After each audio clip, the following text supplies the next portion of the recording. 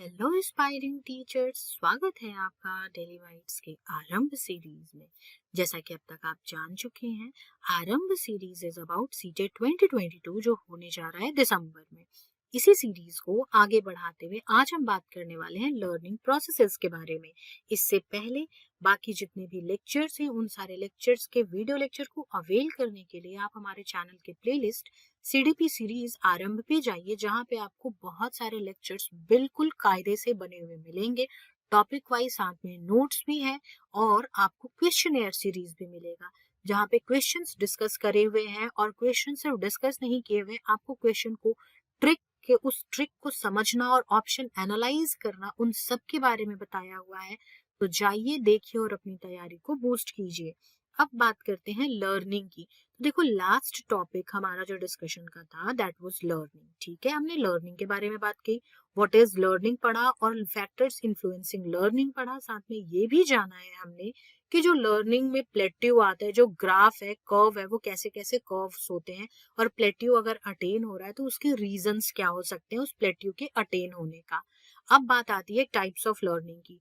तो देखो, दो टाइप की लर्निंग है, जिसमें पहला टाइप है रोट लर्निंग, रटना, किसी भी चीज को मेमोराइज कर लेना। जो इन्फॉर्मेशन जिस प्रकार दी हुई है उसी प्रकार एग्जैक्टली लर्न कर लेना इज रोट लर्निंग। फिर बात आती है कि इसमें टेक्निक कौन सी यूज हो रही है। तो इसमें टेक्निक यूज हो रही है लर्निंग बाय रिपीटिशन।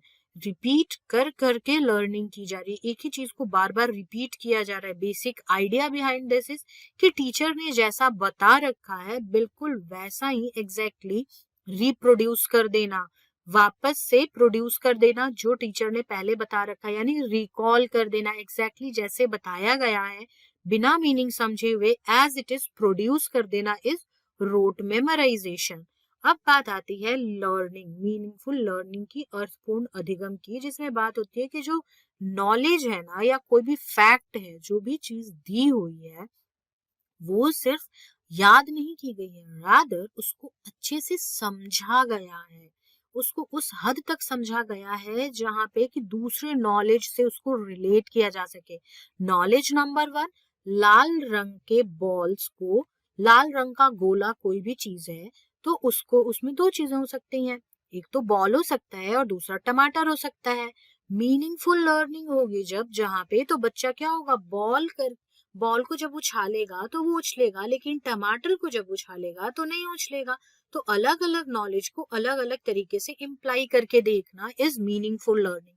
अब इसी चीज को, इसका इम्प्लीकेशन कैसे होगा, तो जो टमाटर होगा वो नॉर्मली अगर हम चाकू से काटें तो वो कट जाएगा, लेकिन बॉल जो होगा वो नहीं कटेगा। बॉल हैवी होगा, टमाटर हल्का होगा। तो बच्चा ना दोनों साइड से अपने तरफ से करके देख रहा है, अपना नॉलेज को ना बहुत ज्यादा कॉम्प्रिहेंसिव बना रहा है, चारों तरफ से समझ रहा है, कॉन्टेक्स्ट में लाके समझ रहा है। तब जो लर्निंग हो रही है दैट इज मीनिंगफुल लर्निंग, जहाँ पे मीनिंग मेकिंग की बात हो रही है। बच्चे अपने से मीनिंग बना करके समझ रहे हैं और तब समझ पा रहे हैं कि होलसम प्रोसेस में समझ पा रहे हैं कि कैसे टमाटर और लाल रंग की बॉल दोनों गोल होने के बावजूद अलग है, दोनों के पर्पस अलग अलग है। राइट?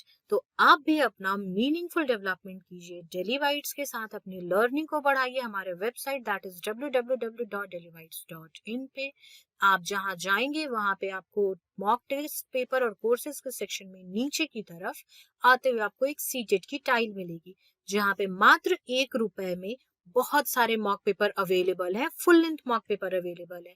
साथ में आपको टॉपिक वाइज मॉक भी मिलेगा, जहां पे आप आरंभ सीरीज को फॉलो करें और टॉपिक वाइज मॉक लगाएं और जो भी डाउट्स हैं उन सबको क्लियर करें और अपनी तैयारी को बूस्ट करें।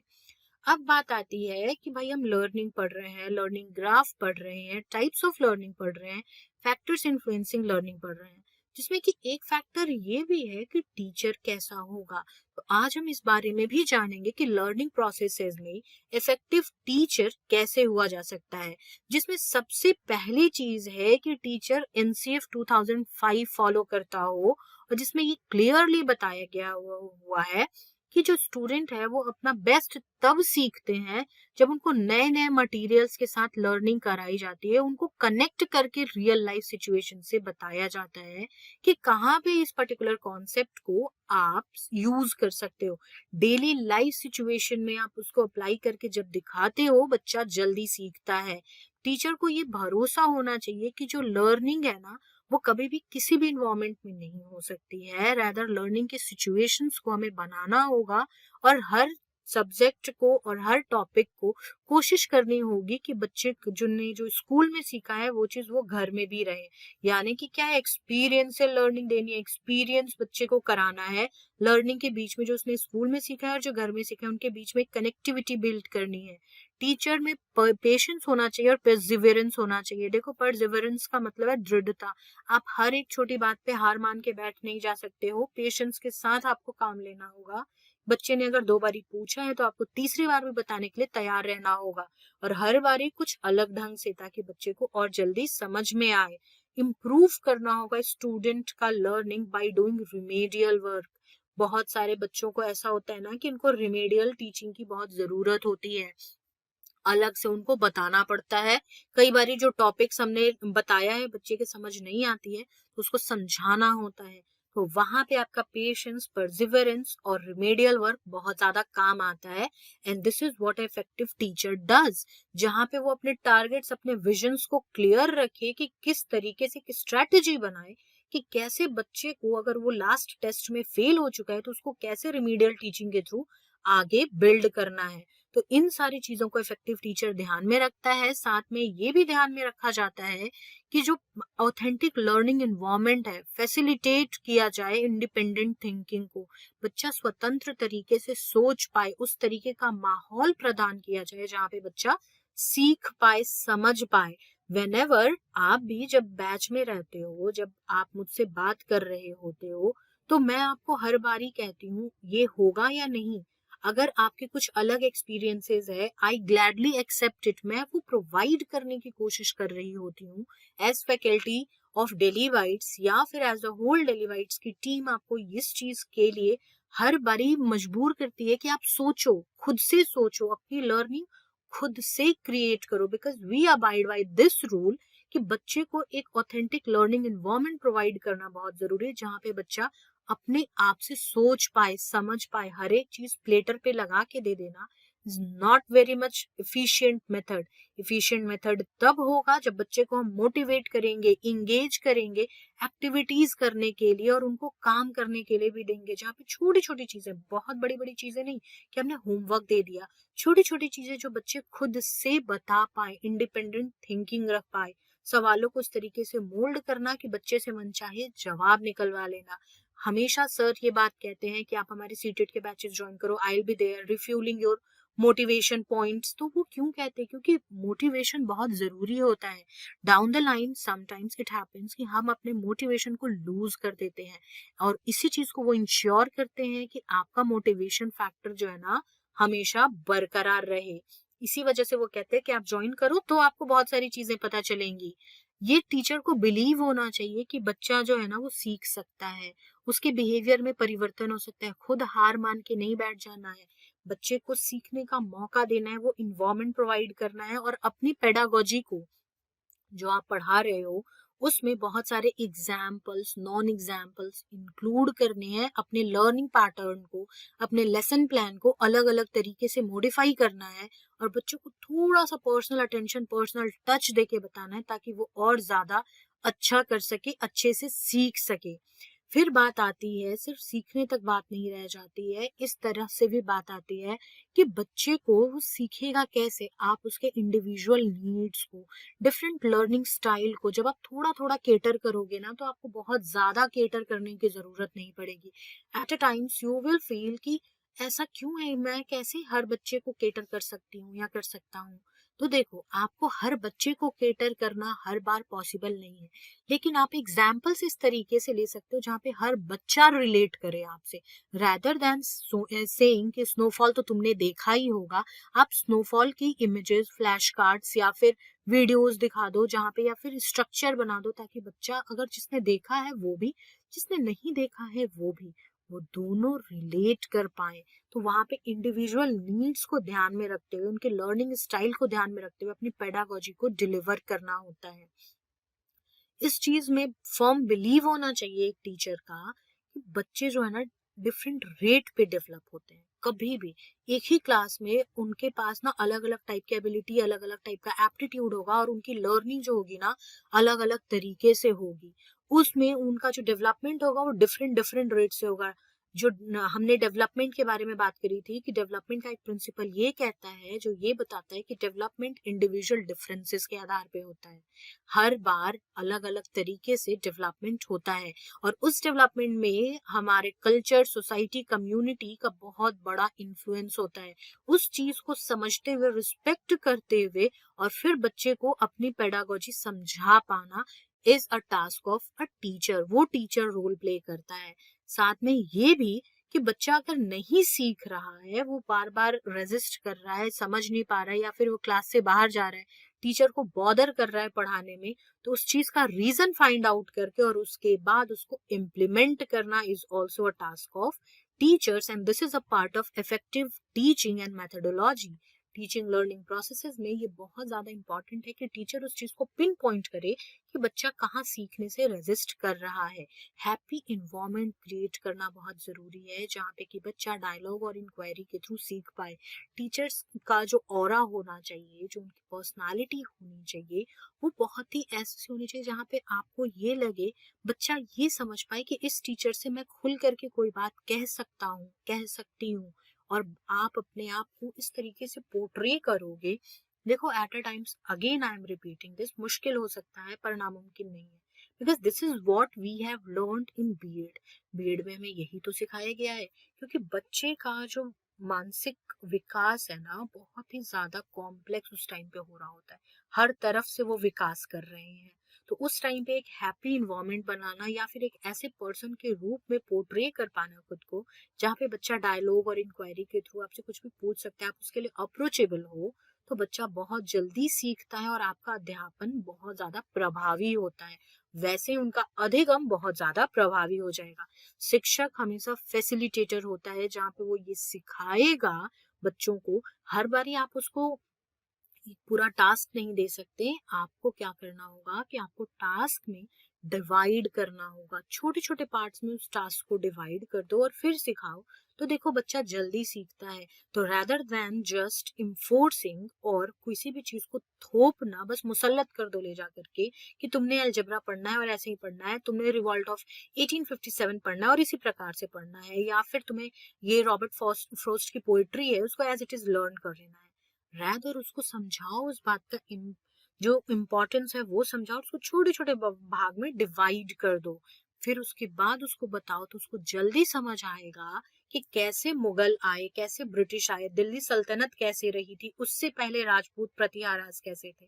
तो इन सारी चीजों को जब आप छोटे छोटे तरीके से तोड़ोगे, पहले बताओ कि कन्नौज इम्पोर्टेंट क्यों है, फिर इंडस वैली के बारे में थोड़ा सा एक ओवरव्यू दे दो, इंडस वैली सिविलाइजेशन क्या है, पानी के आसपास कैसे सभ्यताएं फैल रही हैं, और फिर धीरे धीरे लेके आओ। छोटी सी क्लास रखो स्टार्टिंग में, जहाँ पे कि आप इनको ये सारा कनेक्ट करके बता दो, ताकि बच्चा उस कनेक्टिविटी के थ्रू आगे आने वाला जो मुगल का टॉपिक है ना, उसको बहुत अच्छे से लर्न कर पाए, उसको समझ पाए। This is very important. और यहीं पे जो नए नए टॉपिक के बीच में जो रिलेशन टीचर जोड़ता है ना, तब वो टीचर कहलाता है। एक इफेक्टिव टीचर और टीचिंग उसकी बहुत ही प्रभावी होती है, प्रभावी शिक्षण होता है और उसी तरीके से लर्निंग बहुत अच्छी होती है। बच्चा बहुत अच्छे से सीखता है, उसको कभी कंफ्यूजन नहीं होगा।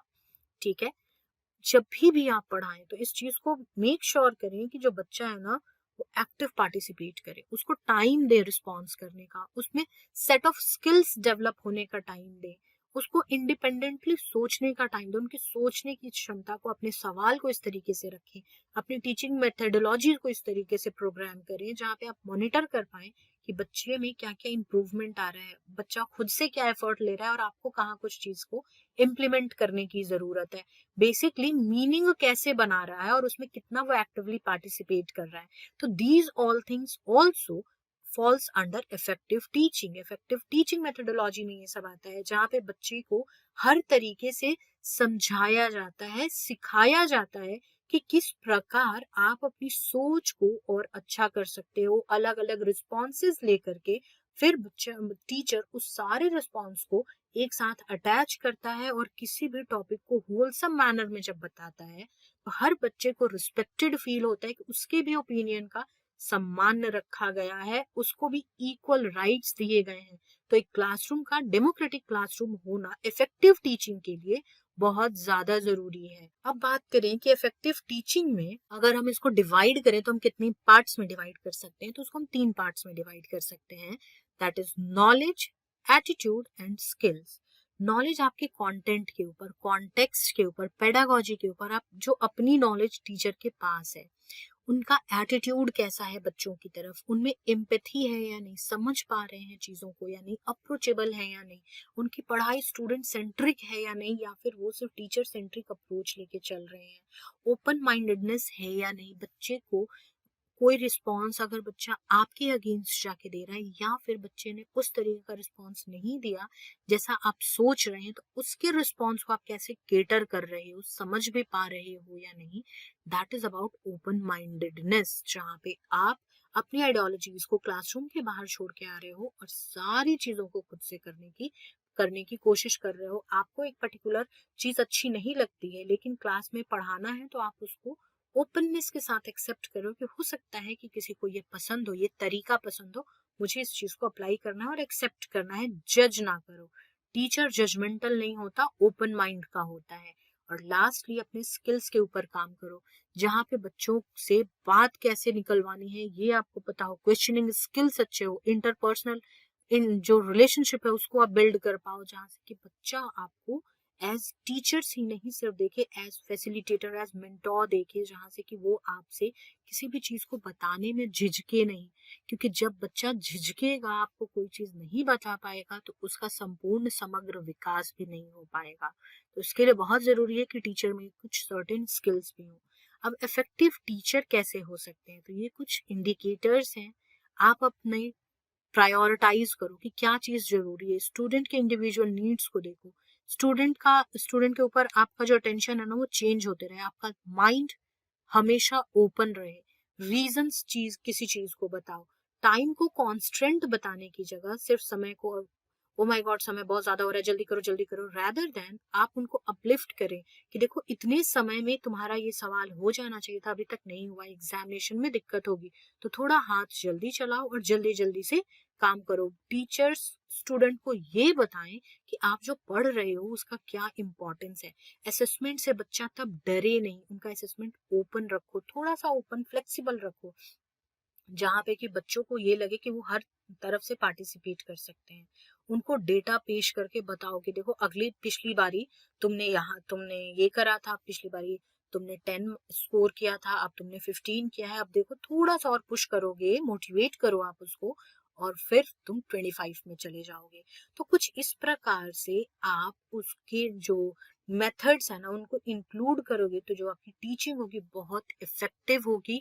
और इंडिविजुअलाइज जब आप अटेंशन दोगे स्टूडेंट को, आई नो टीचर के लिए थोड़ा मुश्किल हो जाता है, बट इतना भी नामुमकिन नहीं है कि टीचर कर नहीं पाए, राइट। तो इट इज वेरी इंपॉर्टेंट कि आप खुद को इस चीज से संभालो, समझो और अपनी टीचिंग को एफिशिएंट बनाओ।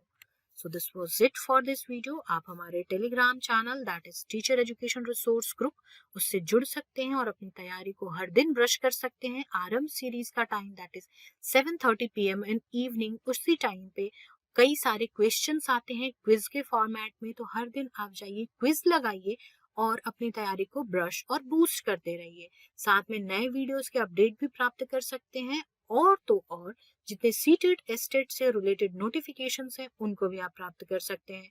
कोई कंफ्यूजन, कोई डाउट और कोई क्वेरी हो तो आप मुझसे इंस्टाग्राम के थ्रू पूछ सकते हैं। I will be there helping you out and the handle is just right in front of you. जाएं, जुड़े और कोई भी डाउट है उसको क्लियर करें। Until then stay tuned, stay connected to Daily Bites, do follow our Amber series. God bless you all.